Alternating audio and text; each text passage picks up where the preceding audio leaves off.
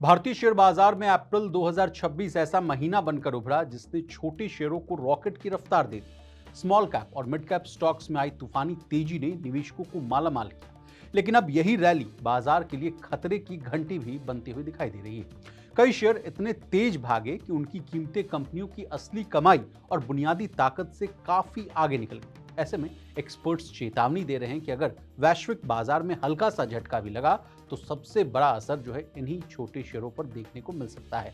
अब किन किन फैक्टर्स की वजह से छोटे शेयरों को ज्यादा नुकसान पहुंच सकता है, जानने और समझने की कोशिश करेंगे। नमस्कार, आप देख रहे हैं मनी 9 और मैं हूं आपके साथ विशाल शर्मा। सबसे पहले आंकड़ों से कहानी की शुरुआत करते हैं। अप्रैल महीने में बीएसई स्मॉल कैप इंडेक्स करीब 20% चढ़ा, जबकि बीएसई मिड कैप इंडेक्स में लगभग 14% की तेजी दर्ज हुई। ये मई 2014 के बाद की सबसे बड़ी मंथली रैली जो है मानी जा रही है। इसके मुकाबले बीएसई सेंसेक्स और निफ्टी 50 में तेजी जो है सीमित रही, यानी करीब 7% की बढ़त दर्ज हुई। अब अगला सवाल आपके मन में ये आ रहा होगा कि इस उछाल की सबसे बड़ी वजह क्या है। तो बता दें, घरेलू निवेशकों की मजबूत खरीदारी, खासकर एसआईपी के जरिए लगातार आ रहा पैसा बाजार को सपोर्ट देता रहा।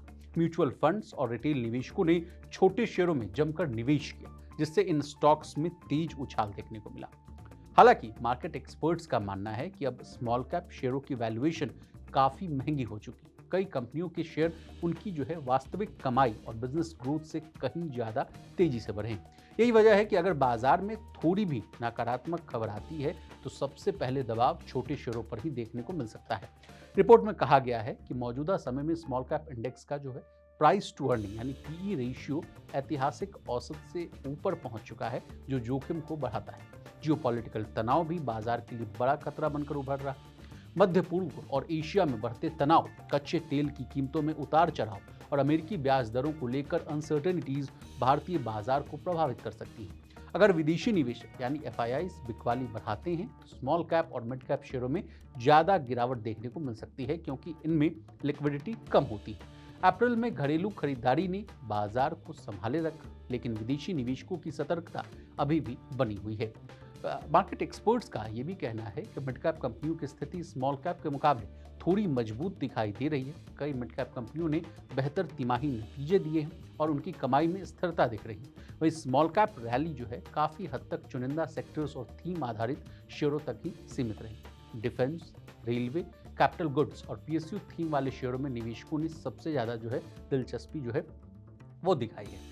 बाजार जानकार अब निवेशकों को सावधानी बरतने की भी सलाह दे रहे हैं। उनका कहना है कि इस समय आंख बंद करके हर छोटे शेयर में पैसा लगाना का जो दौर है वो खत्म हो चुका है। अब केवल वही कंपनियां टिक पाएंगी जिनकी बैलेंस शीट मजबूत हो, कमाई स्थिर हो और बिजनेस मॉडल मजबूत हो। एक्सपर्ट्स का मानना है कि आने वाले महीने में बाजार में उतार चढ़ाव बढ़ सकता है, इसलिए निवेशकों को क्वालिटी स्टॉक्स पर फोकस करना चाहिए और केवल तेजी देखकर निवेश से बचना चाहिए। तो ये रहा हमारा रिपोर्ट। आपको हमारी ये कहानी कैसी लगी कमेंट कर जरूर बताइएगा।